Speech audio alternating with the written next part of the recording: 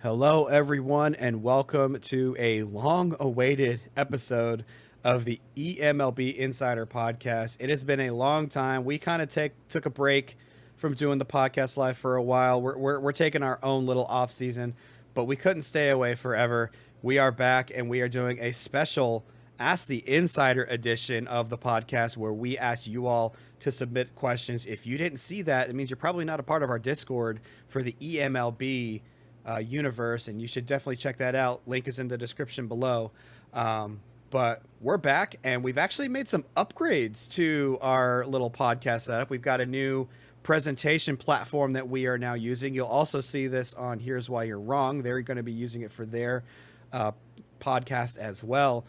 But hopefully this improves the quality of the podcast, makes it look a little bit more professional. I mean, the hosts already look professional enough. I mean, myself and Jared, we already look professional. It's just maybe things around us could use a little bit of an upgrade. But how are you doing tonight, Jared? Welcome back. How's it been since the season ended and we crowned Washington Nationals, the 2025 eMLB World Series champions? It feels like a long time since I've been able to sit in this insider chair with you, Andrew, and it's good to be back. It feels like we're already kind of moving past the end of 2025 and already looking ahead to what's bright in 2026 for both our squads. Yeah, we're recording this on the same day that the Winter League round robin play has officially ended. And both of our teams are in the playoffs. Of the 4 teams out of 30 that make the playoffs, Jared, did you get the 2 seed or the 3 seed? I think you got the 2 seed, didn't you? I think I got the 2 seed. Yeah, I think I barely edged out Mark's Tigers. Yep, and then I ended up as the 4 seed, barely squeaked in the playoffs. It took a 3-1 sim on the last week of the Winter League to seal off the Rockies and the Rangers, who were right on my heels. But I knocked in a 4 seed, and I'll be taking on. Why is it the Nationals? The Nationals are the number 1 seed in the Winter League after winning the World Series. Like, come on, let some other team share some glory here. You don't have to take it all for yourself, Pirate. Pirate, no, but the gold for us. Come on. Yeah, exactly. But no, it's all in good fun. The Winter League has been great, getting to see some of the prospects, some of the future talents, getting to showcase some of the newly drafted CCPs as well, community created players, which is always a good time. Try to get some of those players that are not quite ready for the majors sometime in the spotlight. But enough about what's going on in the league, in the Winter League. We're here to answer your questions. And thank you all for submitting them. We aren't going to be able to hit all of them. So we actually went through and picked out the ones that we thought were relevant and interesting topics to talk about, and I'm excited to get going on these. So why don't we just go ahead and jump into the first question, and it's a question all related around free agency. And it actually, we have 3 questions because 3 different people submitted questions about free agency. T. Falsone, the GM of the Angels, asked, what's your favorite free agent signing so far this offseason? Den Brew asked the GM of the Mets, who will be the biggest bust out of this year's free agent class? And then Minerva, the biggest move of the offseason so far. And I'm going to qualify Minerva's question. He didn't specify free agent signing. Right. So I'm just going to put that caveat in there. So, Jared, what is your favorite free agent signing so far this offseason? And you better not steal mine. We didn't talk about what our choices were. So if he steals mine, I'm going to have to panic and find another one real quick. Right. I think my number one, I am going to go out on a limb and say that I think it could be yours as well. But my number one is the signing a while ago that the Marlins made, bringing in Adam Hazley in the outfield. He's a real. That's solid, not mine, so we're good. Oh, okay. Well, there you go. Yeah, he's a really solid corner outfielder. He's coming off maybe not one of his best years, which maybe benefited Miami a little bit and being able to sign him to the contract that they did. I mean, it's not a cheap contract, but I mean it's if he had kept up the production he had from 2021 to 2024, he had a much higher WAR during those 3 seasons, and then here in his free agency year, only had a .5. If he could have kept up the pace he had before, I think he could have cashed in a little bit more. So knowing that he could potentially bounce back, I think Miami got a really good pickup there among some other additions they've made this offseason. Yeah, I would definitely agree. It was interesting to see that where he ended up. We thought, because we talked about this on Commission's stream when we did our special podcast episode where we had both podcasts along with Commish talking about free agency. None of us really said the Marlins were going to be one of the contenders to get him. We were all talking about potential contenders. Like, I think I said something along the lines of the Giants or something like that, who needed some outfield to start making their runs. But the Marlins came in there, snuck in with a little bit of a nice signing there. So my favorite one. So this is an interesting one for me because I saw this player hit free agency. Someone who had been on my short list, and I wanted to make an offer on him, but I didn't really feel like he fit my team because he was an outfielder, not Hazley. I'm going to go with the giant signing of the Korean free agent Bakho Kang out of the KBO. And I actually, there was a point during the season where I scouted a bunch of international talent just so I put them on my short list just so I could see when they hit free agency. And so I saw him hit free agency because he didn't start out at the day the free agency opened. He wasn't on the free agent list. He hit free agency a couple weeks or maybe even a month later, and he just popped up all of a sudden. I was like, dang, I really want to sign this guy, but he just doesn't really fit on my team. So I kind of made him like a lowball offer. Just, hey, if he ends up here, I'll figure out a spot for him, maybe a designated hitter, or maybe I'll stick him in right and put Acuna at DH. But we were talking when I talked on the podcast about the Giants, I talked about their need for a corner outfielder. I think I said a couple free agents would be a good fit for them, but I think they got an even better fit with Kong, and he wasn't even a list of the available free agents at the time we had the podcast. And it's not a horrible deal either. It's an average of they don't list the average here, but $65 million over 4 years with a player option in the fourth year. So around $16 million per year, something along those lines, which is not horrible when you consider other Japanese players that have come over for free agency recently have gotten upwards of $60 million. But Kong is not on the same level as, say, a Suzuki or Tomoe Mori, but he is definitely someone you can plug in as a day one starter. And I think in San Francisco, he could have some really good impact in that lineup for them. Like I said, corner outfield was a spot where they could look to improve, and I think they've definitely done so with that signing. Yeah, and when you think about it, Mike may have lucked out a little bit there with him, coming over maybe once free agency had started, because you look at some of the other options that were out there. I mean, Hazley signed for a decent deal, but Ian Happ is still out there because his demands have been really high. And there really aren't a whole lot of other, really quality corner outfielders, that can be an impact bat that have been out there. Absolutely. There's been a couple that have signed that are, more probably fourth outfielders or, fringe starter types. But in order to find a guy to make an impact, that was one of the few that Mike could have picked up, I think. Absolutely. And I'm also going to give a little bit of an honorable mention. I almost chose another right fielder. I almost chose the Aaron Judge signing by Cleveland, just purely based on the fact that Aaron Judge should get an impressive re-rate even at the age of 33.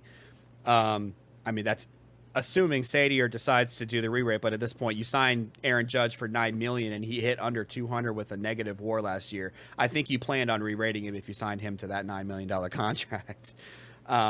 So that's my honorable mention for favorite free agent signing, but I think Kong fit better for what San Francisco needed. So that's what gave him the push for my favorite free agent signing.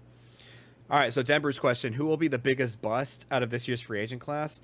So I'll do mine first this time since you went first on the first one. So I'm going to go ahead and see if I can steal yours. So when I think of bust, I'm not going to necessarily think of the next season right away, because there could be players that don't do well their first season on a contract, but then play better at the end of the contract. I'm going to go with who I think is it going to live up to the value of his contract? And I'm scrolling through trying to find the details. He's here somewhere. And I think a lot of us had a question mark above our heads when we saw this signing, and that is the signing of Nikki Lopez to the Oakland Athletics. I don't say he's a bust in terms of him being able to play well. I just don't think he's going to play well enough to warrant the 9-year contract that he signs at age 30, which means he's going to be locked up by Oakland until he's 39 years old. For the most part, he starts out at 14.6 million, jumps up to 17 million, then 19 million for 4 years, 17 for 2, and then a vesting option for 15 million at the end. I just don't think he's worth that contract. It's not even the value per year of it. Like I would understand like signing him to that contract per year if you gave him like a 3 or 4 year deal at max, but giving him a 9-year deal when he's 31, so he signed until he's 39. I think the bust of this free agent class is him not living up to the value of that contract. That's 156 million across 9 years, and I just don't think that Lopez is going to be worth that amount in the end. 9 years is a long time for anybody. That's a scary contract to me. Yeah. All right. So what's yours? So I'll be honest, and I don't mean this to sound disrespectful to anybody, but there's a couple of contracts and signees here that I really feel like are going to be busts and really could blow back. For me, there's really two that I would highlight right now, and that would be the Clay Holmes signing. 4 years, a little over 25 million each year. He's a guy who really hasn't proven himself to be, a real reliable starter to this point. He's been more of a reliever lately for that reason. So that is a contract that really could come back to. I think is it Philly? Philly. Yep. Yeah. And just to back up your point on that, because I was looking up his stats really quick. He started 1 game last year for Kansas City, 1 game for Baltimore the year before, and then he also started. He made 7 starts at AAA. The last time he was consistently starting was 2021 in Pittsburgh. Since that time, he has split time between starting and relieving a couple more years in Pittsburgh, and then he's pretty much been a pure reliever since then. So, yeah. And I know Brian, the new Philly GM, and he's kind of playing catch up. He's made a lot of signings here lately. He made more signings on one day than I think everyone else did the rest of the free agency. He had like 8 on one day. It was impressive. I hope it works out for him, but I think that could be a challenge. The other one is one that happened recently was the Brendan Rodgers deal with the Cubs. They can definitely withstand doling out some money, but $30 million a year for Brendan Rodgers, I don't know about that one. That you're looking at a guy who last year, his splits between home and road, he had a 960 OPS at home and a 711 OPS on the road. Colorado, I think, really benefited him. And I just don't know that, he's going to be able to live up to that contract there. Now, again, in Chicago, he's going to be surrounded by a lot of really talented hitters. So maybe that helps him out, but that's a big nut. And I will point out though, that he, Twins has already changed his position to second base. He has wasted no time in changing the primary position for Brendan Rodgers from shortstop to second. And he jumped up in his OSA rating as a result. So he's definitely going to be used as a second baseman there in Chicago, which, I mean, kind of makes sense. I don't know who was their second baseman before that. Jesus Ametler. I mean, that was definitely a position that they could use to upgrade. But I agree, at $30 million, is it worth it? It could end up being worth it because we saw how Brendan Rodgers hit in Colorado, but is it the Colorado effect, or can he put up those numbers to make that contract worth it? Yeah, and if you look back, he's played second, quite a bit at times with Colorado, and his second base defense has not been anything to write home about. So, we'll see how that goes for them. All right, and then Minerva's question: the biggest move of the offseason? For me, I kind of take a look at this, and again, you mentioned move versus signing, and for me, it has to be Verdugo going to the Braves. When you move a league MVP, reigning league MVP in the offseason, that is a huge move. And I know Aiden is really really thrilled to have him there with the Braves, and he's really trying to do things to compete for this season and beyond. I mean, he's guaranteeing a World Series now. I mean, right. So that for me stands out beyond any of the free agent signings we've seen and any of the trades we've seen so far. Okay, for me, I'm gonna do another trade. I'm gonna do another trade that the Braves made, but the highlight of this is Kansas City getting Jose Ramirez. And once again, when I think of the word biggest here, I think of the one that's going to have the biggest implications, but not necessarily the most positive implications, because you're looking at Jose Ramirez, who has one of the most expensive contracts in eMLB for quite a few more years.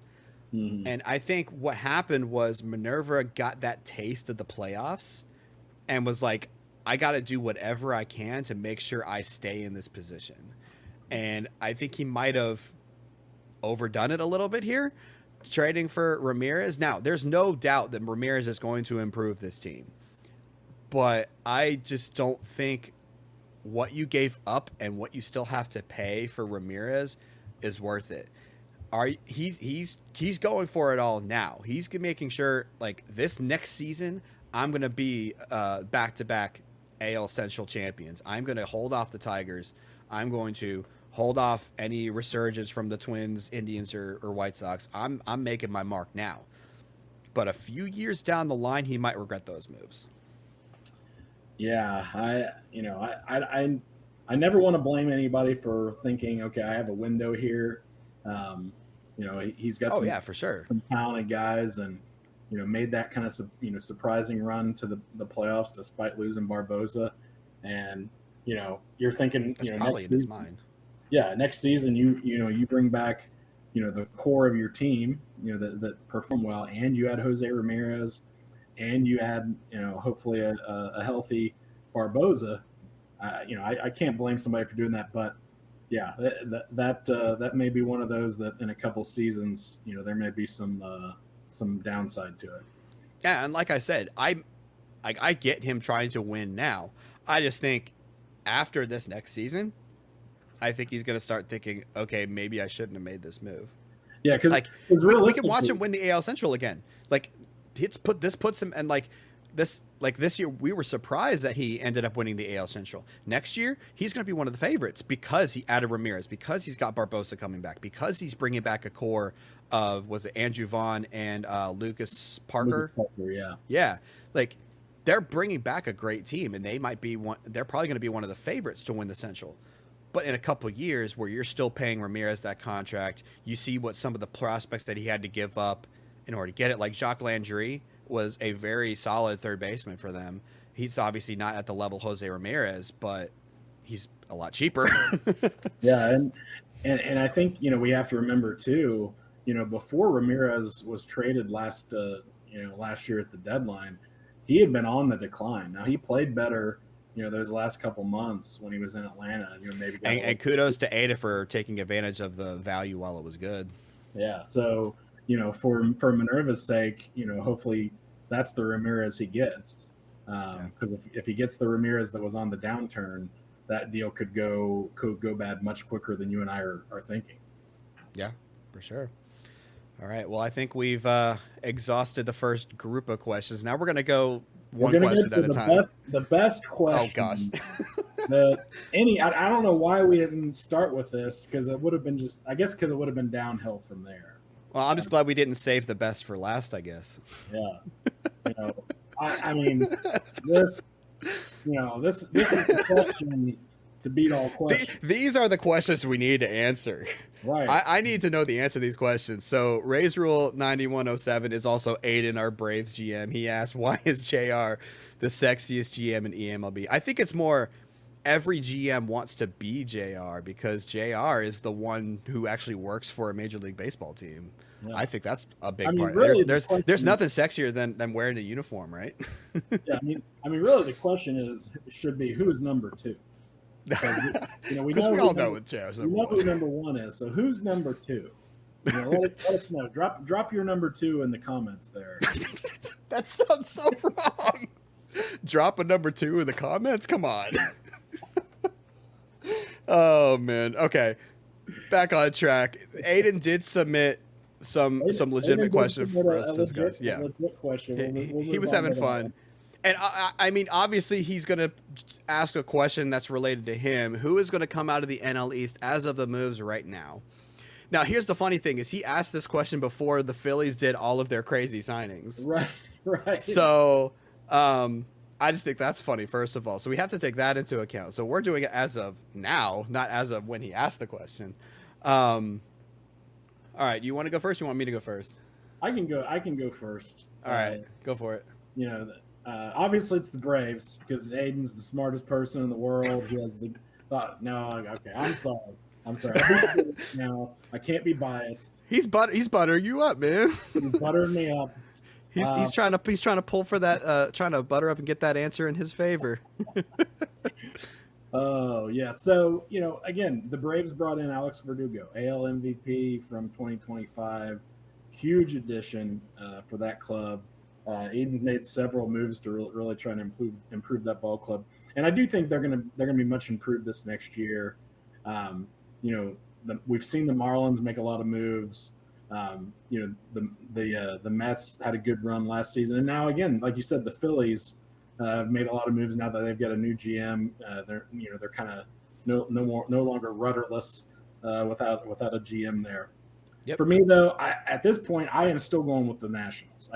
They're to me, they're returning the core of a World Series champion team.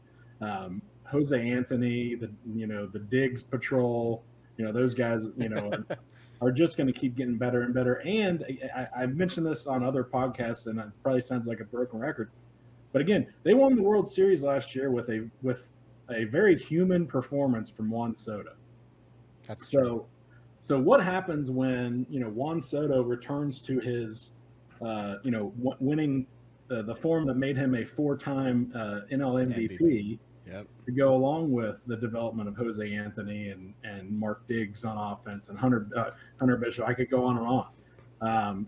So for me, it's still Washington until proven otherwise. So for me, this is honestly not easy. I will say the Marlins are making a lot of great signings and a lot of great value moves that make sense for a team with the payroll that they have. It's hard to get the talent in there, but I think they're building for something big in the future, especially with like a shortstop prospect coming up, Red Ditt. I don't think they're making that move this year.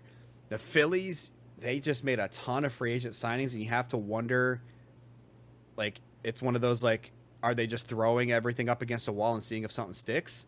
A lot of them aren't like bad value contracts aside from like the Clay Holmes, but they also added Carlos Correa. They added a lot of bullpen pieces. So I honestly like the Correa signing. I told you during the season, I would have traded for Correa if he wasn't on your team. I would have had to trade with the division rival. You would have hiked the price up on me. And also I was wishing Correa was available next season when I didn't have Rendon anymore. Like, he's a player I would have liked to add. He just didn't make sense for my roster. So I like him in Philadelphia. But when it comes to the Braves, I think they completely underperformed last year. Now, I'm still on the fence of whether or not I want to say I like them coming out of the East, because like you mentioned, the Nationals, they pretty much, the only player they've quote unquote lost really is Victor Robles, their center fielder. And he's not the one that's going to give them the offensive output. He's there for defense. Right. Now he could give them speed for sure. And it's going to be hard to replace that defense. So we'll have to see if that has an impact on their pitching. Maybe his defense in center field helped that mediocre bullpen get through the playoffs, because we all thought the bullpen was going to be the end of the Nationals during the playoffs. We'll have to see if I think the Nationals should have made that run for Will Smith. I think that would have helped them greatly, but he ended up in Chicago, I believe, right? The lefty reliever. The Cubs, yeah.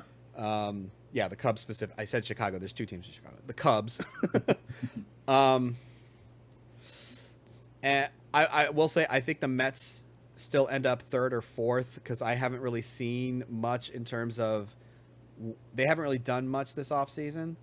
I really thought that not to cut you off, but I really thought Denbrough was going to make a little bit more of a run at some offense. Now I guess I should say, maybe he did and just lost out on, say, Rogers or somebody like that, or Correa. But I really thought, particularly one of those guys, like, to really bolster his infield and most of that there. I really thought he would walk away with one of those guys.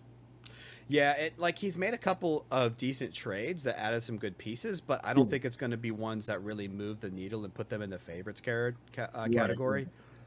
Honestly, though, I think I'm going to agree with you. I'm going to say the Nationals are still going to be the team to beat. They do have to find a replacement at defense for Robles. They have to find some upgrades to their bullpen, but they're still in a really good position, like you said, to repeat as not only division champions, but still World Series champions, especially if Soto picks it up this year from where he was before. I think the deciding factor for me not choosing Atlanta, and I think Atlanta's going to finish second and probably end up with a wild card spot this next year, is I think they made a few trades too many. Because imagine what their team would look like now. It would have cost them a buttload, but with Verdugo and Ramirez in the same lineup, they had it for a few days. Yeah. Imagine how much better that team could have been with both of those guys in the lineup. That would have been a scary lineup to face, but then he goes and flips Ramirez. Now, like I mentioned earlier, that was a win-now move for Minerva and a future-looking move for Aiden, and I think that'll help him in the long run. But in terms of this upcoming season, who's going to come out of the NL East, I think that move took them out of the first-place spot for me and put them in the second, because he did downgrade in talent, but I think in the long run, it's going to work out better for him. Yeah. So that's my thoughts. All right. We got another question for us coming from Sadier. Yes. Which pitcher projected as a starter still available is the best and why? Examine their current market and who you think will get them. So I'm actually going to get us to the free agent screen. We can actually share it with you guys. So let me switch to he says specifically starters. Right. I'm going off of OSA rating here. So we'll pop that up on the screen right here. Oh, good. It's covering up my pending offers. I mean, I did offer, I'll go ahead and admit it. I did offer Contreras a 1-year deal, but I withdrew it because I was considering Contreras as a re-rate actually, but he was like too old. I didn't know if it would do enough for him to bring his ratings up. But anyway, I'm glad it's covering up my other offers though. I didn't even realize that. All right. Is there a way I can look at the free agent list without looking at my offers so I don't accidentally reveal something? Hold on. Back up. Okay, we'll just go. Yeah, we'll just go through here.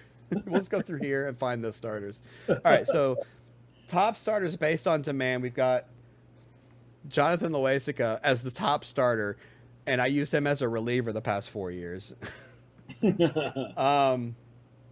got, he's a reliever, Mike Shawarin, who played with Miami last year with a 9.42 ERA. Again, this is probably a question that was better asked when it was first asked. There's not a lot of free agent pitching left. Yeah. Um, Casey Mize is still out there. Brandon Bialik is out there. All right, I'm gonna go back to the screen. Don't move anything on the screen, JR. Don't reveal my things. Okay, so based on OSA rating, we've also got JoJo Romero, Kyle Funkhauser.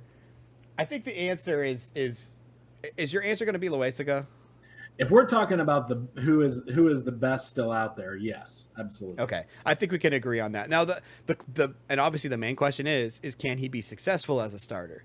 Because, and we'll go ahead and look at his stats here. He has not started a game since the 2022 season. You can, or here, let me, here, now you can see the stats. He hasn't started a game since the 2022 season, where he started 17 games and appeared in 32. So he was kind of, during that season, I had a couple injuries, and so I used him as like a stopgap until my starters came back. And he did really well as a starter in that role.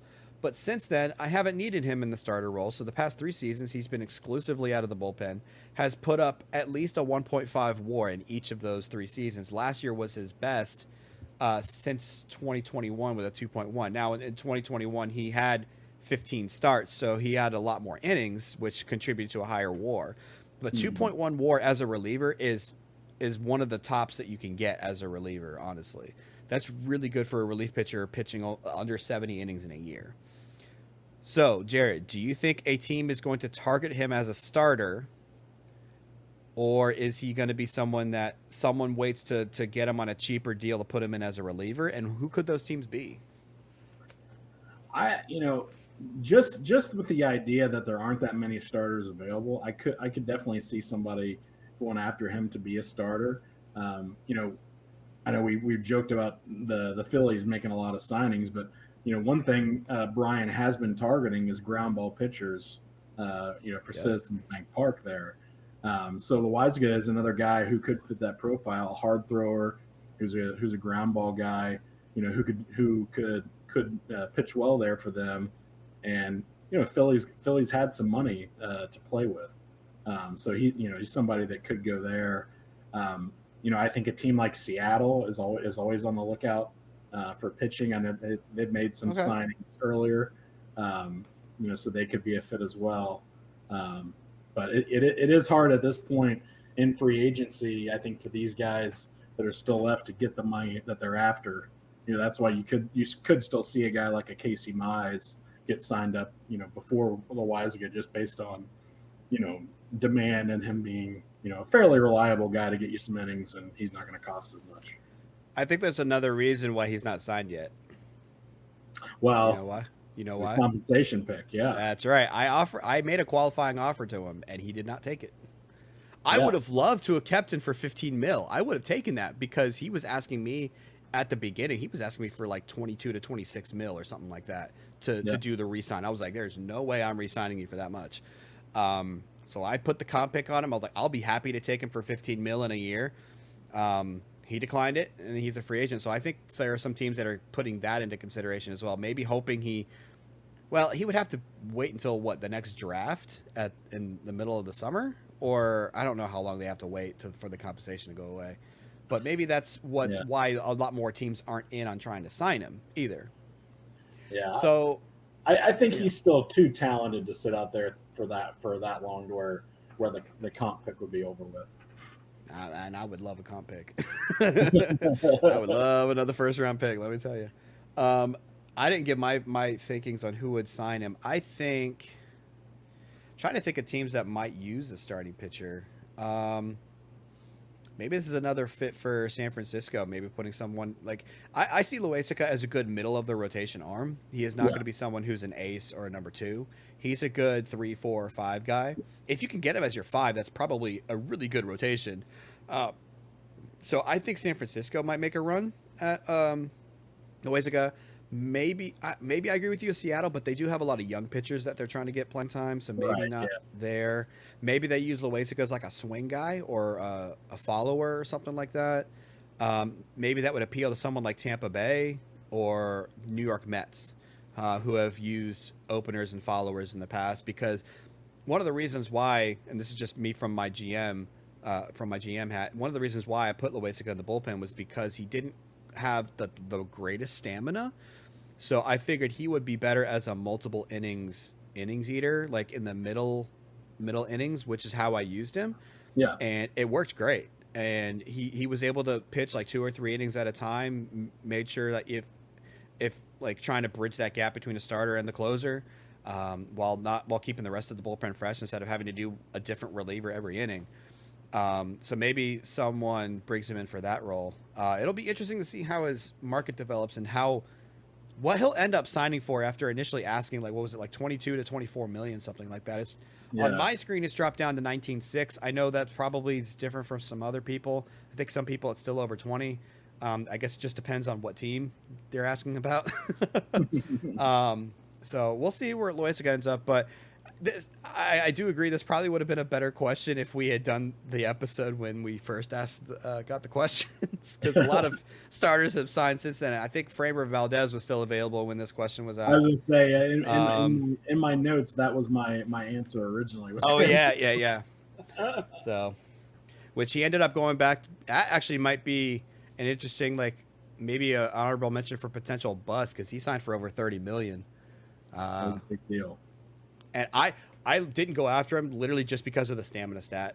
I mean, I know he's had great numbers throughout his career, but that low stamina scared me. Yeah. So we'll see. All right. Tom put in a lot of questions for us, and he has another good one. We also tacked on Cody's question because he asked kind of the same thing. Which team do you think paid the absolutely absurd price that Cody was asking for Barrios? And then Cody just asked, where's Barrios going? Well, Cody knows. So, for those of you that don't know, Barrios is the third baseman of the Pirates and was probably I would say he was the MVP of the Pirates this season. In a season where they definitely did not meet the expectations that everyone had for them at the beginning of the season. They were expected to potentially repeat as NL Central champions, but most of the team underperformed. Edgar Barrios was not that guy. He put up the best season of his career so far with a 6.6 WAR. He hit 304 with 38 home runs, 98 RBIs, also knocked in 10 steals, only struck out less than 13% of his plate appearances. If you have a guy hitting 38 home runs and striking out under 13%, that is impressive. That is an all-star caliber player, potential MVP candidate, and he's on the move. Cody has already said that he made it clear the asking price is high. That's why Tom's goes, who paid the absurdly high price Cody was asking for? And honestly, this player might be worth it. And the question is, who gets him? What are your thoughts? Yeah, it's a great question. I think, talking to a couple of the other GMs, there was talk that, that Cody was really after CCPs. We know he loves the CCPs for his organization, and that, for as part of the deal, he was really looking to have, 2 to 3 of those guys as part of it. Interesting. So, for me, there's teams. I've jokingly said that I expect him going to the Cardinals. I really don't. Oh, that was a joke. According to Minerva, it was down to me or the Cubs. According to y'all, was that Minerva? I think that was Minerva. Yeah, I have a hard time believing that Cody would trade him to you or the Cubs. But that doesn't seem like something he would do. If you think the asking price is high for Barrios, the rest of the league, imagine what the asking price would be inside his own division. So, for me, one team I thought about was the Dodgers. Chris Holland, 1.0 GM that I was involved with a little bit back then when I did the 1.0 years. He was always a really shrewd GM. Collected talent, made a lot of big deals then. We haven't heard a ton from him, since he came back here in 2.0, but he's made deals before. He acquired Blake Snell, with the Dodgers, made a big move there to get him. And I could see, they've got, easily the money to bring Barrios in. He's on a pretty friendly contract still, over the next few seasons. bring him in. They've got a pretty deep farm system to where they could pay the price for him, and you put him in that lineup, and with some of the other stars they have, that could immediately put them right into the NL West race. Okay, that's fair. I'm gonna go on the opposite side of that. I'm gonna say it's gonna be one of three teams from the AL West: Astros, Angels, or Rangers. Now, probably the least likely out of the three is the Rangers, just because he doesn't have speed. No, I'm kidding. No, the joke is if you're on the Rangers roster, it means you can steal bases at an absurdly high rate. So, I think any of those three teams would be making a push for Barrios. You look at the Astros; they let their main third baseman go last year, and Bregman, who ended up over in Detroit, I believe. So their third baseman for most of this year was Matt Chapman, who kind of didn't really perform to expectations when he brought him over from, I think it was Milwaukee, right? Yeah, he traded with Milwaukee. He ended up with a negative WAR this year, which is really disappointing when you consider the pedigree that Chapman had coming into this season. So Houston could use an upgrade at third. You look at the Angels, as I look through their roster, they have a decent third baseman in Josh Jung, but I think maybe not missing out on even making the World Series last year.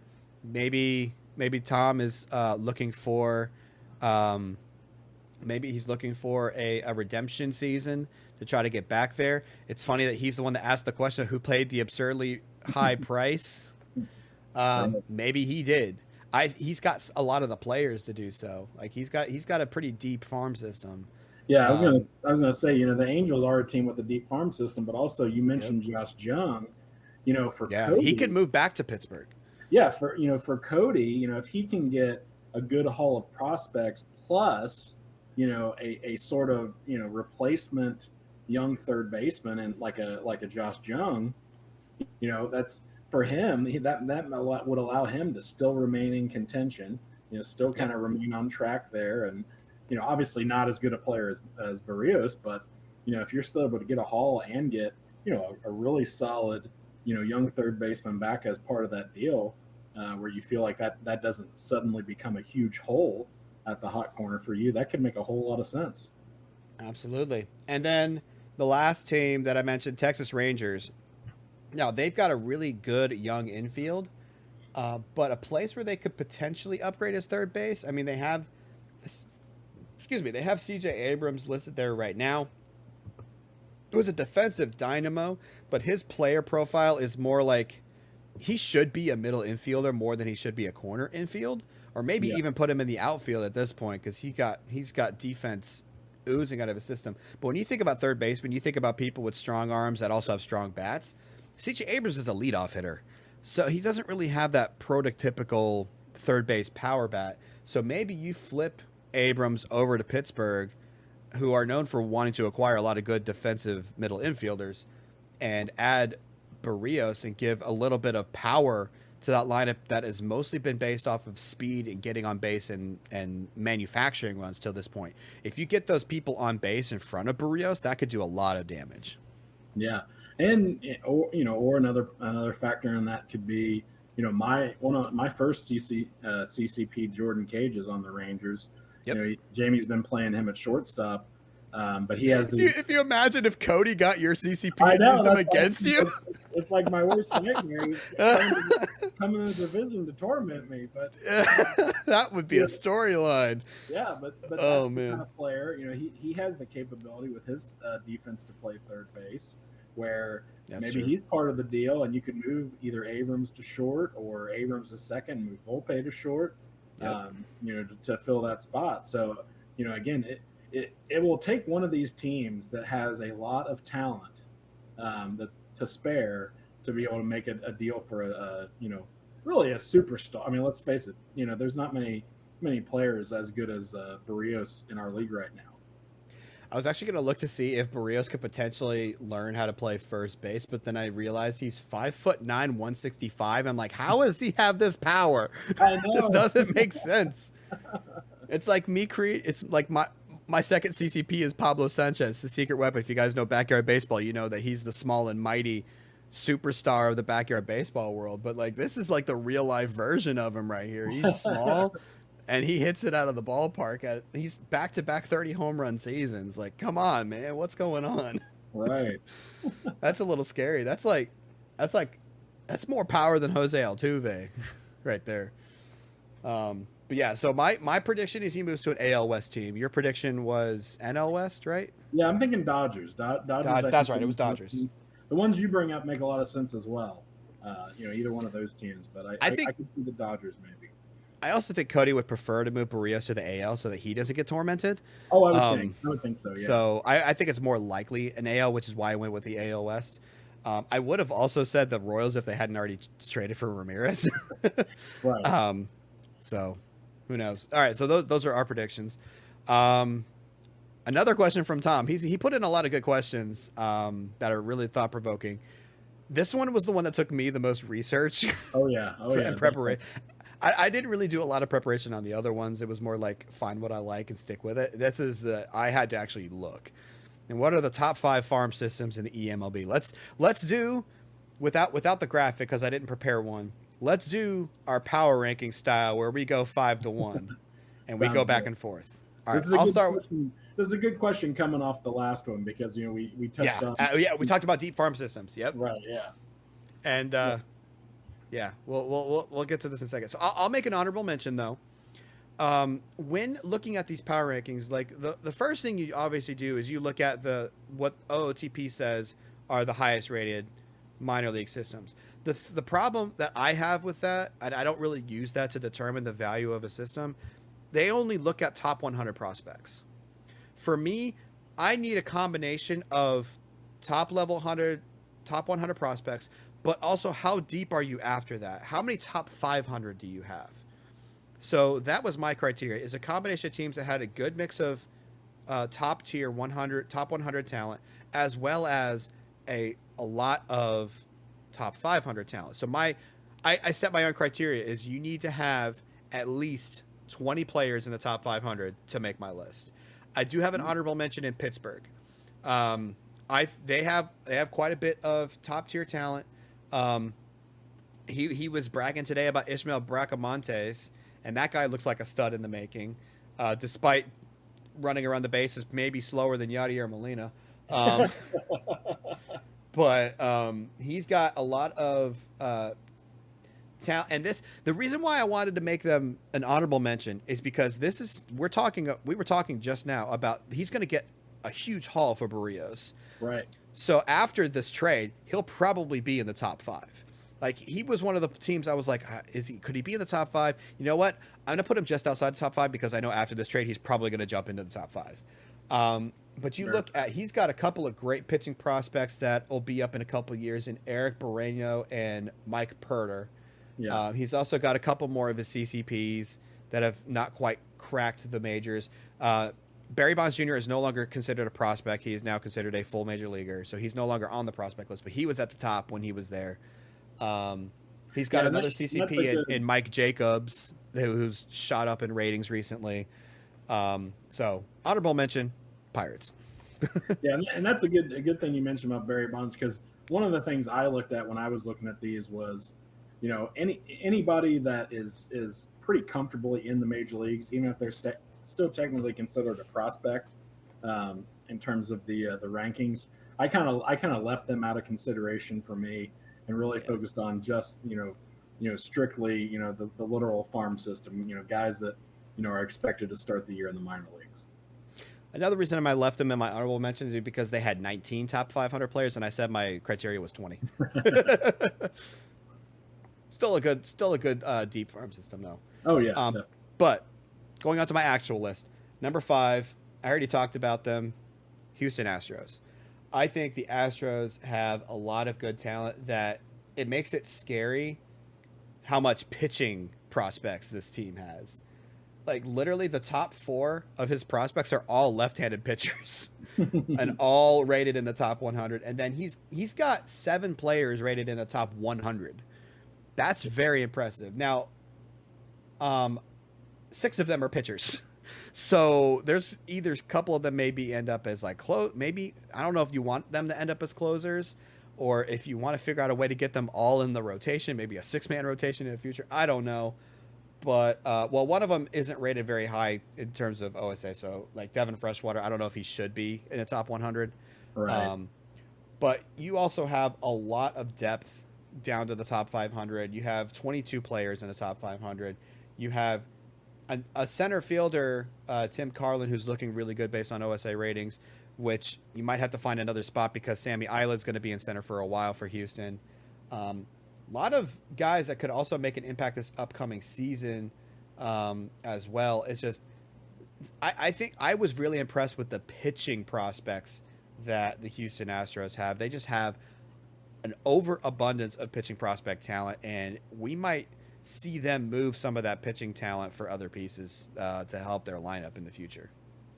Yeah, like you mentioned, there could be 3 of those guys heading to Pittsburgh here very soon. You never know. I had Armada. I had Houston pretty close there for some of those same reasons. They were a little too top heavy at the top of the system for me to kind of break in the top 5. I had the White Sox at number 5 on my end. Okay. Ed Brown really is the crown jewel there. Their number 1 pick from this past season. Again, I still will always say they should have picked Danny Smith Jr. With that pick. We always will.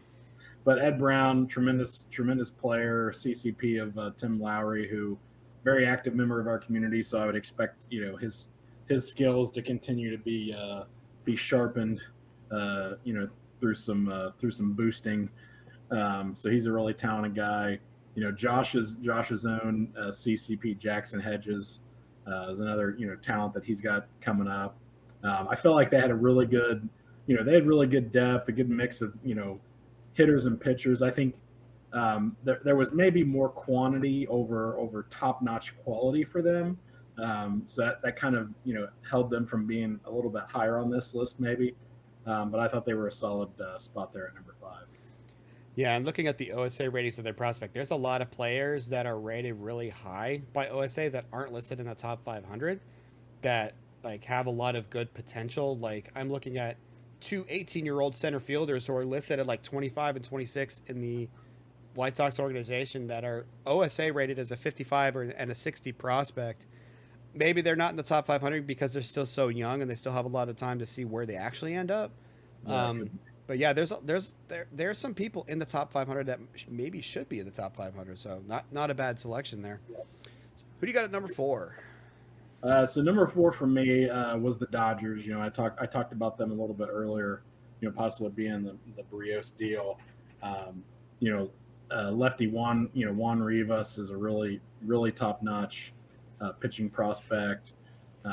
Rob Deere Jr., another CCP, who Rob Deere in the headlights, I think is his Twitch username. Again, Yep. Very active member of the community. So that's a player that I would expect to see really grow and improve and be an impact guy. Arturo Seymour, I think, was their number 1 pick maybe last year or the year before. He's kind of a guy that's a bat without a position right now as he's coming up, but he's a good enough hitter that you're going to find a place for him. And then they also have guys like Teddy Kemp, 1.0 legend, who's another fine prospect, and just a lot of depth there in that farm system. All right. Well, I'm going to stay in the same city, but I'm not going to stay with the Dodgers. I'm going the Angels with number 4. Again, it's funny. I mentioned the 3 teams that are in contention for Barrios. I've already put 2 of them on my top 5. So that's why I think they have the ability to meet the asking price for Barrios. But the Angels, led by their CCP, Barry Allen, also have another community-created player in Mr. Foxy as their number 2 prospect. They have a lot of depth, down to 23 players that are in the top 500 for them, including a first baseman in Sean Thornton that could be a masher when he gets to the majors. This is a guy that's tailor-made to become a designated hitter. His nickname is literally Big Boy. in the file. That can This only guy's mean one thing. another David Ortiz, right? I see him as literally becoming another David Ortiz. He's left-handed. He's 6'5", 240. Like, he can't really field very well. This is another David Ortiz. And he looks like a player who's going to end up mashing the ball just based on his scouting reports. They've also got in a league where there's not a lot of depth at third base, they've got 3 third basemen in the top 200 that, I mean, if they trade for Brios, maybe a couple of them move over to Pittsburgh. I don't know. But yeah, I just think that Angels have a lot of they have a lot of talent, but also talent in places that a lot of teams are lacking, especially when it comes to like third base and center field.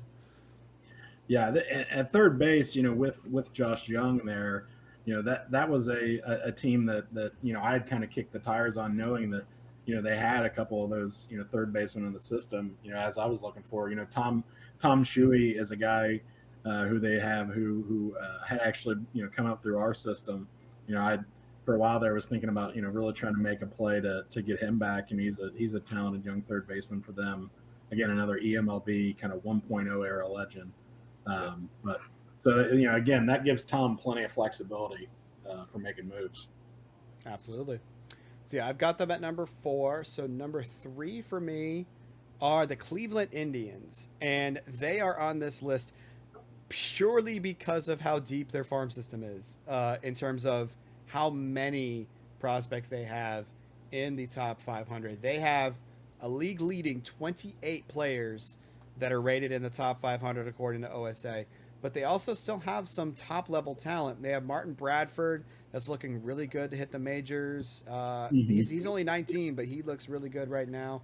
21-year-old Jorge Silva could be good in a couple of years. He might hit the majors this year. Maybe he spends one more year in the minors before he makes it. We could see him later this year.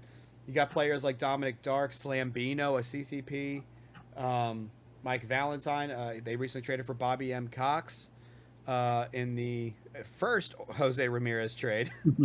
Right. I think that with the trades that Cleveland made this offseason, they have turned their farm system into one of the deepest farm systems in the league. So I don't know if it's a top system because they're still missing a couple of those like can't miss prospects, but in terms of the depth that they have, and like they have quality talent, just not like top 15 talent necessarily. Like you're not gonna like maybe Martin Bradford you look at as one of the top talents to come out of there, but like when you look at how many players they have that could end up being good players at the major leagues, that's why I have Cleveland at 3. Yeah, and for me, I probably put a little bit more value on the elite talents and those kind of guys. For me, I didn't have Cleveland in my top 5 at all, pretty much for that reason. Depth wise, I think you could easily make the argument they have a top 5 system in terms of depth. Yes. Just for me, the overall rating, I would kind of bring them down a little bit just based off of that. For me, I have the Angels a notch higher than you at number 3. Again, it's probably mostly due to that, where I see they have kind of several really elite talents at the top. They don't have the depth that a lot of these other systems that we're talking about have, just overall depth, but they have plenty of really elite talents as prospects that are leading the way there. And so for me, I put them up a little bit higher based on that. All right. So who you got at number 2 then? So number 2 for me, I actually have the Pirates there already. Oh, okay. For me, Cody, some of his guys have graduated, like we talked about with Barry Bonds Jr. But Bracamontes, I'm really, really high on him as well. So for me, he really leads the way for that group, and I think he's got a really well balanced system as well. There's a lot of good pitchers. There's a lot of good hitters along the way. There's guys at kind of different levels of development. Ethan Hearn, Michael Jacobs, you talked about. Dave Spitzer is gonna graduate to the majors probably this year, but I kind of still factored him in there as well. But I think top to bottom, that's a really good farm system he has there. Yeah, I would agree. And like I said, he's going to shoot up near the top of my list once we see the return for Barrios, because there's no doubt he's going to get some top end prospects in there. And for you, he just needs to move up one more spot after that, right? Yeah. All right. So my number 2 is actually a team you did mention earlier. It's the other LA team. I put the Dodgers at number 2. And it's funny. I was talking about depth with Cleveland. The reason why I had the Dodgers at the top is because I'm seeing a lot of blue numbers for the Dodgers. I see Juan Rivas. I see Luis Morales, Luke Wander, Juan Villicana, and Arturo Seymour. All players that are rated as elite potential prospects. And I just think that all of that factored in just makes that farm system really scary for what the talent could be coming out. Now, obviously, like Juan Rivas, he's only 17. And I will say, the international scout for the Dodgers has been doing work because was it Rivas, Villicana, and Morales are all international signings. Yeah. Like, he must be dumping a crap ton of money into his international scouting because, goodness gracious, every single time I make an international signing, it's a 2020 player. Like, come on. I know. I was thinking the same thing. Like, I was like, where are you getting these guys? Now, I can't complain because go ahead. I was going to say, I get somebody with a 30 potential and I want to throw a party. I mean, to be fair, I can't complain because I got Jeremy Frank from my scout from the independent leagues, who was an instant major leaguer. So I can't really complain too much. But, like, he's got 3 players that are 75 or more, or like 280s and a 75 based on OSA potential from their international scouts. And I'm just like, how in the world did they get all 3 of those guys? And goodness gracious, when they all make it to the majors, because they're, 17, and 20. No, they're all 17. They're literally all 17. I was looking at Arturo Seymour as a 20-year-old. All 3 of them are 17. So they're all potentially going to hit the majors at the same time at like 20, 21 years old. Yeah. Oh, that's scary. That's why I've got the Dodgers at number 2. All right, and my number 1, and I have a feeling that we have the same number 1, which we've actually got like some disparity in the rankings, but I actually lied earlier. I said the Cleveland Indians had the most top 500 prospects. It's this team that has the most top 500 prospects, and that is the Texas Rangers with 30.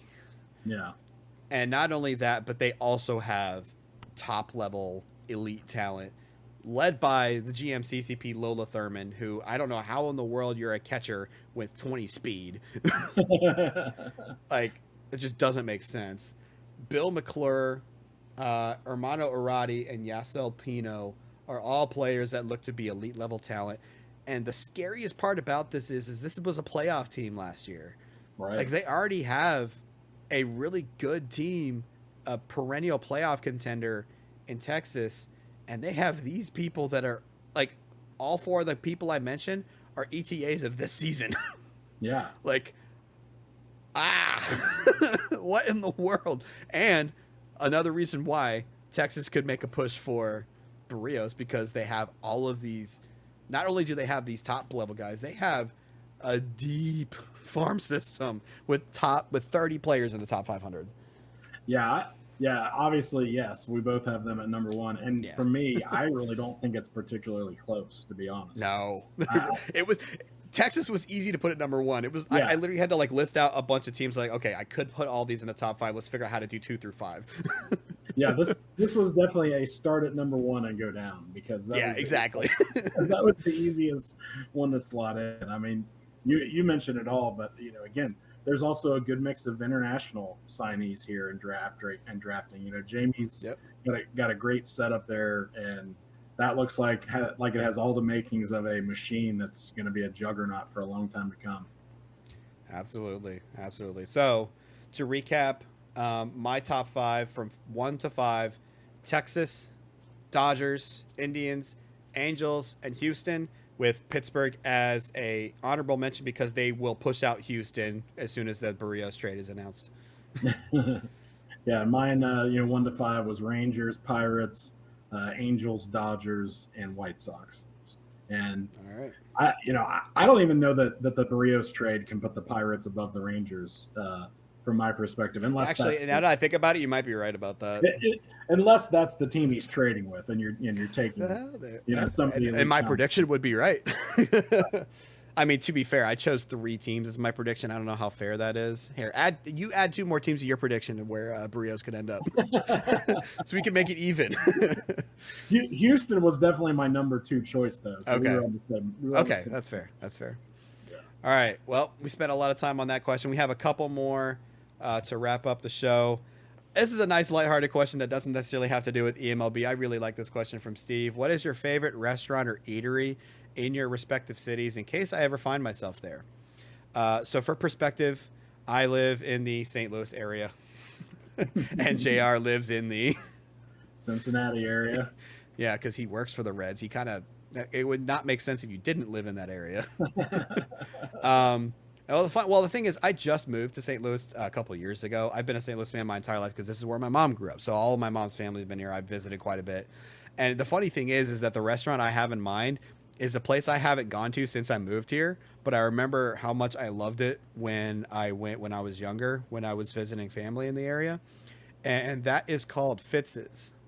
And Fitz's is a fantastic restaurant. I don't even know how to describe it, but they're actually known most for their soda because they make all of their sodas in-house.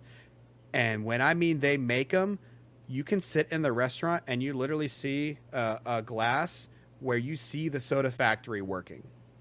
So you can literally eat your meal in the restaurant and you can watch the soda factory make all of the sodas, and they are fantastic sodas. They're even sold in like the local Costco and Walmart and stuff like that because of how popular they are in the St. Louis area. So it was great food as well. They have these like monstrous milkshakes as well. They put a whole bunch of stuff on the top.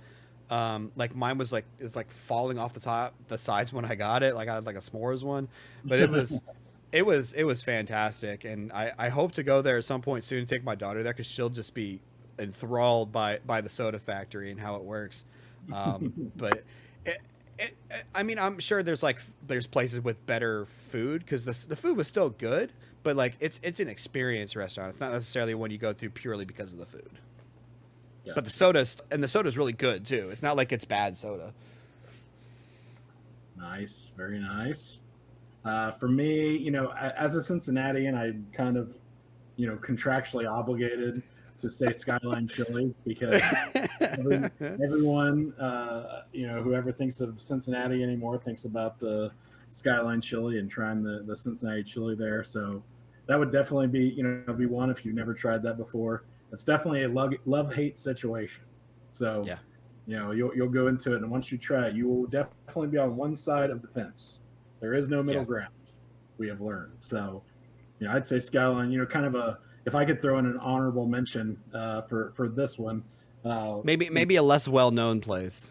Yeah, a less well-known place is, near our ballpark there on the riverfront is the Moorline Lager House, which is kind of based off of the Christian Moorline Brewing Company that was famous in Cincinnati, for many, many years.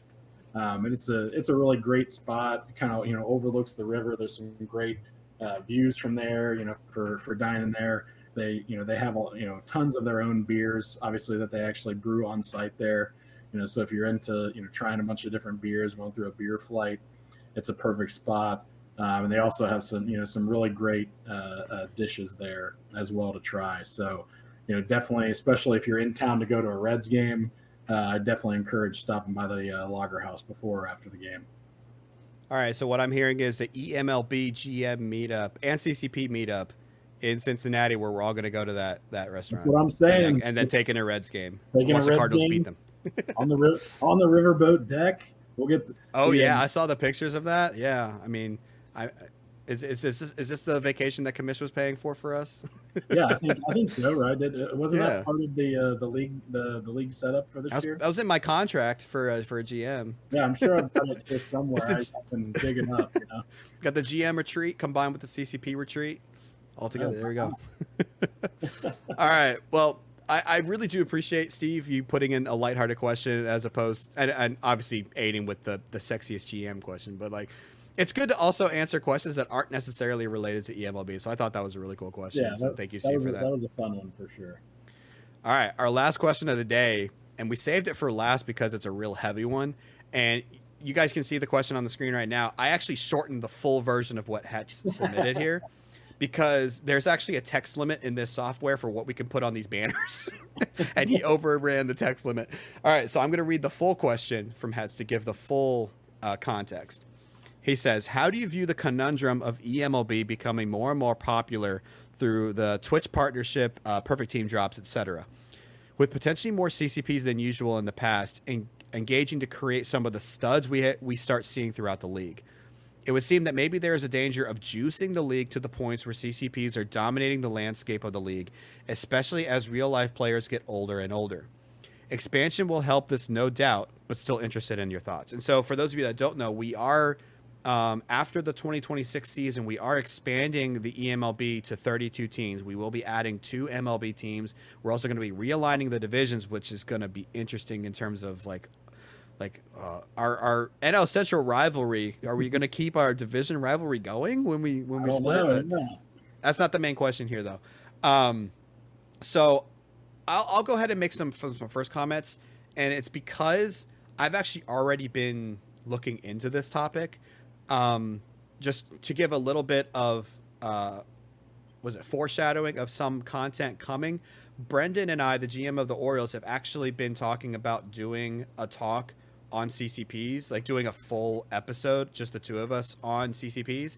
And so we've already been doing some of our own preparation for that. So I'm not going to spoil everything during this conversation, but I'll just go ahead and say that I think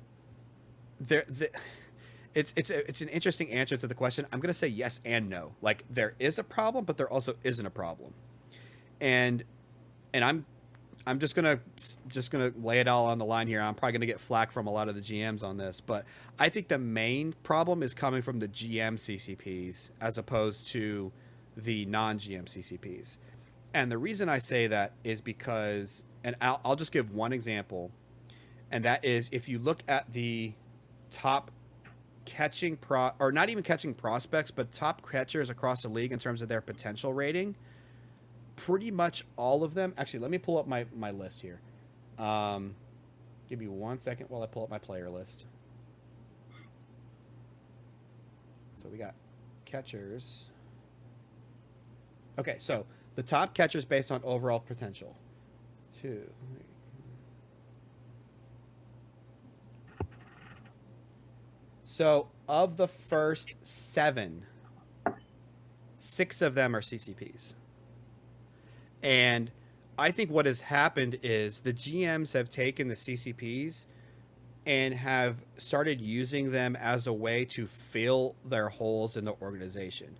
Now, to Commissioner's credit, he is not allowing the players to right away join the team of whatever GM created them. They have to go through the draft. If they don't get them in the draft, they have to trade for them. So they're all fair game, and that's well and good.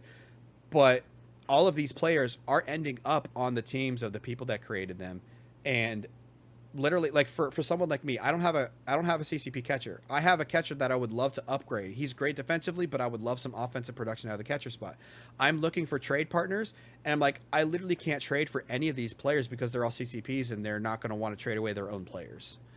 And so I think the problem is twofold. Number one, the GMs are using them to fill holes in their organizations, like being able to have more control over filling those holes. And number two, it changes how trades can go down because the GMs aren't going to want to trade away their personal CCPs at all. And they're also going to want to lock them up to long-term contracts. Now, we may see when we get to that point that some teams might not have the money to resign them and they might end up on different teams. But it's still like, you look at the most common CCP among GMs, they're catchers and center fielders. And those are some of the most important positions, especially defensively, that you can have in OOTP. And I think that the problem may be like, there's no cap to how good these players can get or what skills these players can get. Now, commission did implement like a slowdown system. Like the higher you get, the harder it's going to be to improve your player, which is great. I 100% agree with that. I just think as it stands right now, there is way too many GM CCPs at the top of the league, at the top of the prospect board. Like even if you look at the top 10 prospects, I think 8 or 9 of them are GM CCPs specifically. And I think that's where the problem is. Yeah, for me, for the overall question, I am not worried in the slightest about where it's heading, and the seeing any danger of the CCPs juicing the league, or I think part of Hetz's question was dominating the landscape as players get older and everything. Because again, for me, like we all have opportunities to create these players. There's a limit on how many we're going to be able to create, and as the quote unquote real players get older and age out, somebody's going to be stars of the league. It may as well be people that we have some type of connection to. There's some kind of story to. So for me, I don't have as much worry about that. I think similar to what your concern is about, say, like the catching example, I do think right now the only issue I see, or the main issue I see, is that the CCPs skew heavily toward hitters, towards position players. I think It's true. We could use some more CCP pitchers that would kind of help balance some of that out a little bit. I mean, Ethan, I would agree with that. Yep. Big time CCP. I've created three players to this point. One of them is a pitcher, and 2 of them are hitters. I'm going to have another player that's going to be in the draft this year that's going to be a pitcher, and part of that was intentional, just feeling like we should try to balance that out a little bit. So, for me, that may be something that we kind of encourage guys to potentially do. But the biggest reason I'm not as concerned about it too is just that you look around, like not everybody is like Danny Smith Jr. and coming up with a lot of boosts for their players. There's a decent amount of the guys that create a guy, and maybe they boost them a couple times, but they're really not somebody that's dropping a ton of boosts on them. So it's still a little bit of a wild card, in terms of which CCP you're drafting and just how much that user is going to boost them. Yeah, and obviously you can't guarantee that a player will perform well either. You like we were talking earlier about Juan Soto, like 4-time MVP, just had a pedestrian season this year. Right. So obviously, even if you have the highest ratings, it doesn't guarantee that your team will play well, or even the player would play well. I just think in terms of when we're talking about top level prospects and top players at the position being overloaded with CCPs, I think that is where it becomes an issue. Now, again, I don't want to give away too much about what Brendan and I are going to talk about on our podcast whenever we get around to doing that. We keep getting busy with other things. But it's just when it comes to and like I said, I think the only issue that we have is specifically with GM CCPs, just trying to fill their holes in their organization. Well, and go ahead. Sorry, go ahead. I don't want to cut you off. I was just going to add on one more point, and we're also seeing these players, by the time they get to the majors, like we're seeing a lot of these players hit the majors at like 20, 21, 22 at these potential elite level talent when they hit the majors. That is a little bit for someone like me who like, I'm like the person that whenever I'm playing video games, I want to make it as realistic as possible. Like, I don't even care if I'm losing as long as everything's realistic, I'm fine. Yeah. But like these players coming in like 20, 21, 22 and instantly being potential MVP candidates, that's usually like one of those diamond in the roughs, like a Juan Soto or a Bryce Harper when they hit the league. We're getting a lot more of those than what I think should be. And again, that's my opinion. Maybe there was a time in Major League Baseball where there was an influx of young talent like that. But for me, it's just seeming very CCP heavy in terms of the youth side of it, if that makes sense. Yeah, and I think that's where too that the balance could help that. I think because the more that you have of those guys, they're competing against each other. That's true. You're creating super guys that are super on defense and batting. Well, that means your superstar hitter is facing a superstar pitcher who's got superstar defense behind them. It's the more that are out there, you could make the argument that it evens it out even more. And that is completely fair. And it just comes down to, what is the goal of the league? Is the goal of the league to become more of a create a player universe, or is it more of a realistic player universe, or is it somewhere where you want to have a good mix of the two? Because I think a lot of the cool stories that we're getting are like, I have Acuna on the Cardinals. Like, that's an interesting story. Jose Ramirez is on the Royals, which is a rival of his current team in real life, the Cleveland Indians. Like, there's cool storylines to go with the realistic players.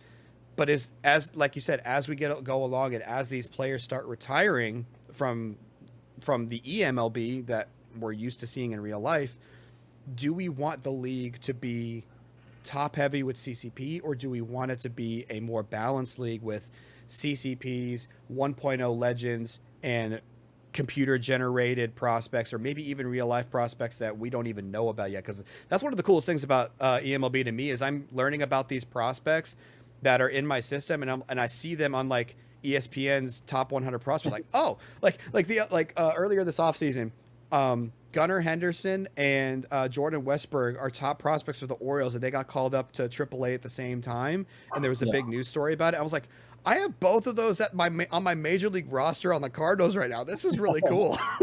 Right. But like, I don't want to lose that.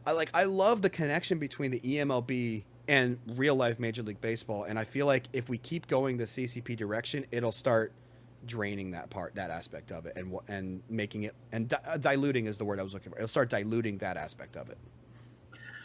It could, but at the same time, there's still going to be some of those real life guys coming into the drafts, I believe, with the updates.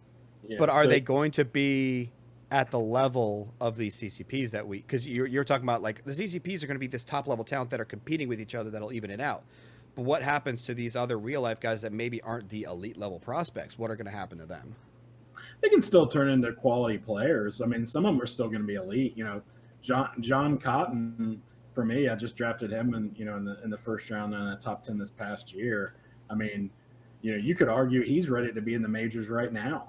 He's been performing well in Winter League. He's about, I think, he's a 75 maybe potential who's already mid upper 40s as a current rating. I know he came in as a 1.0 legend from that standpoint, but he's somebody that is coming in and he's already at a spot where he could potentially be a legendary player and come in and make an impact that way. So I think there's still going to be a lot of those guys. For me, it's probably more just cutting out some of the guys at the very bottom who really had no chance anyway. It's just deepening the draft so that it kind of really deepens the talent pool all around. Yeah, and again, I just want to say I love CCPs. I love what they are and what they do for the league, especially for the people that aren't GMs, and be able to be a part of the universe in this way that is not really a thing for a lot of other out of the park baseball experiences. It's just, I just think there needs to be, the question needs to be asked, where do we want to see the league going with, now that we're seeing a lot more CCPs not only joining the league but also being at this top level talent? Because up until this season, I think this really only started happening this season, where like all of a sudden all the top prospects are CCPs, and we're just like, oh man, people are really getting into this now. People are really boosting their players, and that's why Commish put in the slow down rate when you get higher ratings, which, again, fantastic idea. I love it. Yeah, it's just it's hard to look into the future and see where is this going to end up the way it is now. Do we need to get changes? Are we trying to find a problem where there is no problem? I could be completely wrong about my opinions about the CCPs dominating the league. But I think that it's fair to ask the question, like, do we need to make changes now to avoid an issue that we don't want happening in the future? Where do we want this league to go? Or I guess the question is, where does Commish want this league to go? And does he think there needs to be changes made to the CCPs to fit what his vision for the league is? Because it is his league. We can have as many opinions as we want, but at the end of the day, it's his league, and what he wants what his vision is for the league, it's going to be the one that he works towards. Yeah, And and I think it's something he's going to continue tweaking. Like you mentioned, he's already kind of tweaked it already with some of the slowdowns. It might get to the point where even the GM CCPs can only boost a certain amount per season or something like that to apply to a single player. For me, one of the biggest things is I would love to see more GM CCPs on other teams and other organizations, or guys. It's hard to do that though. I know, but or guys not feeling so compelled to try that, to try to get their player that it creates hard feelings. I know that's happened, several times, and that's unfortunate. Jamie, with my CCP, he and I, early on, tried to work a trade, and we just weren't on the same page in terms of value at that point. And so I kind of had set aside the idea of trading for my CCP, and now I'm kind of to the point where I want him to be to stay with Texas. I want him to build a career there. If Jamie will have him, I'd love to see him sign a long-term contract there, and who knows? We could create a story where maybe we're meeting in the World Series, and it's my Reds taking on the Rangers, led by my CCP. That would be would be a cool story for us to tell. Yeah, that's true. I think the only thing, like with me, with my CCP, that when I first made a CCP, I modeled him after who I was as a player in high school, and like he's going to be. I think I've already said this. He's going to be in the majors this year. But my thing is, I keep looking at like the other GMs and what they did with their CCPs, and I keep like saying, should I have made my player to fill my organizational holes, or should I just keep going with what I do? And I just decided I'm just going to keep having fun, because the players I've got now are me modeled after myself and the secret weapon Pablo Sanchez. Those are my two CCPs right now, and I'm just going to have fun with it. But the GMs are all going to have different views of their CCPs and how they use them. Right. And I think what you've done with your player in Texas is like a diamond in a rough kind of thing, where you're going to see GMs push more to get their players than you did. And and there are GMs, and I'm not saying that this is a wrong thing. I'm just saying it's like kind of like a national reaction. If you can't get your CCPs, I'm not going to boost them. I'm just going to let them sit there because I don't have them and I don't want them working against me. And like, that's why what you're doing with your player is so rare, because you're potentially working against yourself by boosting your CCP, but you like the story that it's creating. Yeah. But it's like not all the GMs are going to be on that page. And again, that's not a bad thing. I'm not saying that they're doing something wrong. It's just a mindset of how you want your CCPs to go. I want them their GMs. I want them working for me. I don't want them working against me. And that's completely fair to do. It's just, how does that change? Is that a good dynamic for the league? Yeah. And that's why I say, like, to me, it's a shame, for, if guys are in a spot where they just adamantly say, I'm refusing to boost this player until you trade him to me, or until you get a chance to trade for him. Yeah, that's not, well, if you say it that way, it sounds like blackmail. Well, I mean, they may not necessarily even intend it to be that kind of, right. Drawing a line in the sand, but I think it's a shame. I think it's a shame that they wouldn't still, want to boost their player and just, see their guy develop.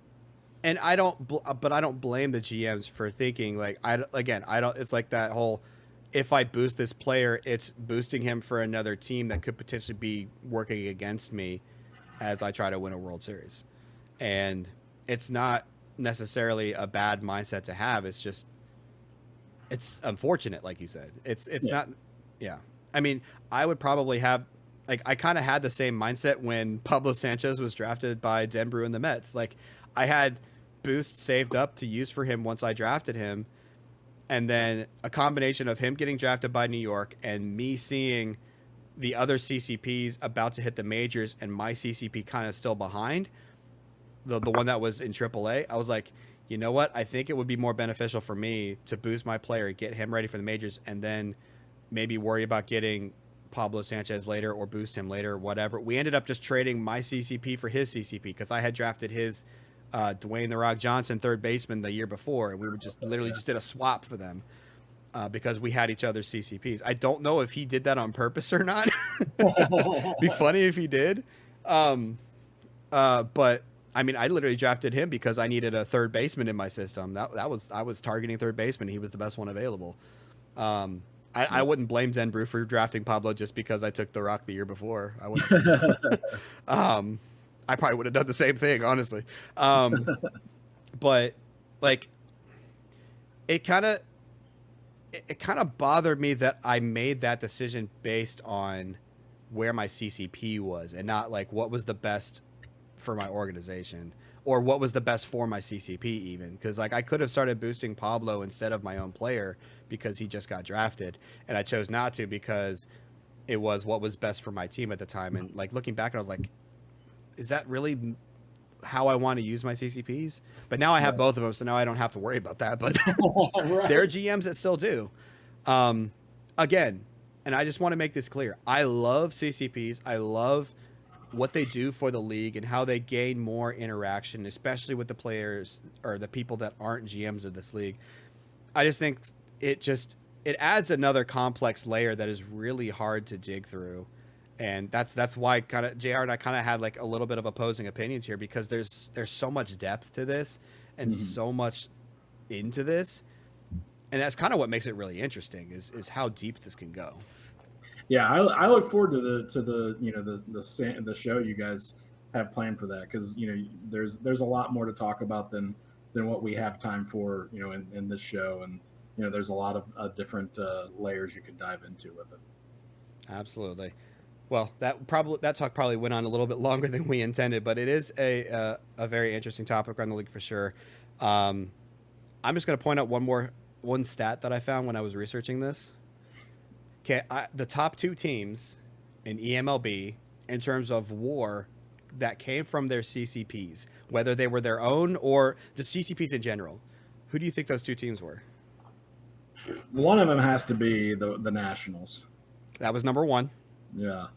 And number two? Number two, let's think about that. I don't know if I would have a good guess for that one. Who did they play in the World Series? Oh, okay. Yeah. So the top two teams in eMLB in terms of WAR from CCPs were the Nationals at number one and Baltimore at number two. Now, to be fair, Baltimore CCPs don't really get boosts. It's Ethan Knight, Jim Nutball, and Nick Spence and Buster Bluth. So those are all technically CCPs, but they're not really getting boosts anymore. Because their creators, it was like they were created so long ago, and their owners either weren't even here when we restarted the 1.0 universe or just aren't here anymore. But they're still technically CCPs. Ethan Knight gets a boost a year from the commish. So That's true. Well, this last year they just did off-season training programs, so okay. it wasn't like the same type of boost that the other players get. So. Yeah, no, but I forgot about them. Because again, they're guys that have been around a while. They're not recent CCPs. Exactly. So, what I'm hoping is that it gets to a point where it's we view the CCPs like we view, not Ball, like we view Nick Spence, like we view like Eric Kelly on the Mariners, like just really great players, but just don't worry about the fact that they're CCPs. Right. I think at some point we need to like stop boosting them once they're like elite level talent, just so they can just have their careers. Like that, those players aren't getting boosted anymore. They're just really good players, and they're trying to play out their careers. Because they could still develop through OOTP. I just hope that in the future we view CCPs like that, like we view those players, just elite level talent, regardless of whether they're CCPs or not, performing well at the top of the league. And that's what I think you were trying to point out is we have a lot of CCPs, so maybe since they're all going against each other, it'll give us that mindset. Yeah. So anyway, again, we've talked about this for a long time, and that was the last question. Thank you again for everyone who did submit a question for our podcast. We did not get to all of them because, I mean, we're already at an hour and a half plus on this recording.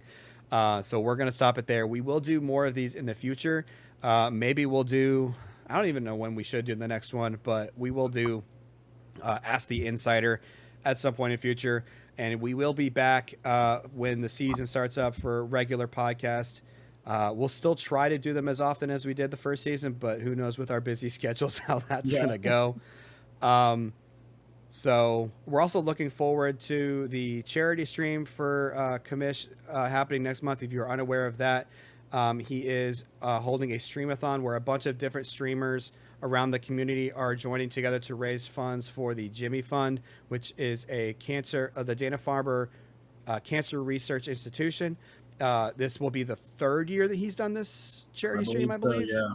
And this time, normally he's done it on like 1 or 2 days in the past. I think this time he's doing over 3 or 4 days, like Thursday to Sunday or Friday to Sunday, one of those two things. Yeah, we're still working on the details of it. But it's a great foundation to support. I was a part of the streamathon last year. If you guys weren't here last year, we reached a donation goal where my wife put lip gloss on my face on stream. Everyone enjoyed that. We're not going to spoil anything now, but JR and I are going to be involved in some capacity. That's all we'll say. So look forward for more information about that. And we'll see what we have next is the Winter League playoffs, and then less than a month until the start of spring training in terms of in-game, less than a month. So we'll see the last free agent signings wrap up. We'll probably see, actually what we probably should do is our next episode should be on a flurry of trades that are probably going to happen once the Winter League is over, because there are trade talks going on. We know that, but a lot of them can't be processed until the Winter League is over because the players have to be returned to their proper organizations. Right. So we might have to do a special recap the flurry of trade flood that happens when we get there. But until we see you guys next time, thank you so much for tuning in. Thank you again for everyone who submitted questions. We really enjoyed these. Gives us a chance to sit back and not have to think about what we're going to talk about. Right. And also you get to know a little bit about us with like the questions about what restaurants do we like in our area. So we really enjoyed that. So thank you for all of that. And anything else before we sign up for the night, Jared? No, this was it was great to be back in the saddle with you, Andrew. We'll be putting some more of these out there for our rabid fans. Absolutely. We absolutely love doing this, and we'll do interviews again at some point. So we'll definitely get some people on to interview as well. Also, make sure to check out Here's Why You're Wrong. They're going to be putting up an episode of their podcast here soon as well. I don't know what order I'm going to post them in. I guess it depends on when I edit them. I don't like putting them up on the same day because I don't want to overload people. I'll put one up on one day and one up on the next day. I'll probably put, I don't know. We'll figure out who goes up first. But thank you guys so much for joining us, and until next time, guys, take care.